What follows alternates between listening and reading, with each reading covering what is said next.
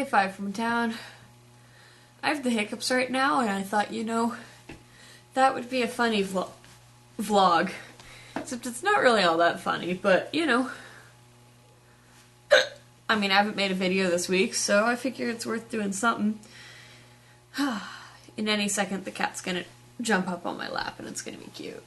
But I really just...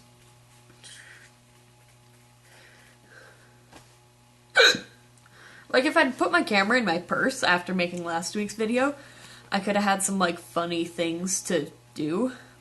Like, I, bought a food processor, and that could have been kind of cool. But it wasn't. And, I'm just kind of having a crap week, so I'm gonna just do that. Also, I am, like, 80% sure that my hiccups are, like, worse than most people's, like, probably worse than anybody's I know, but really, like, I mean, what are the chances of, like, talking to somebody when they have the hiccups? Wait for it. I'm gonna go get some water.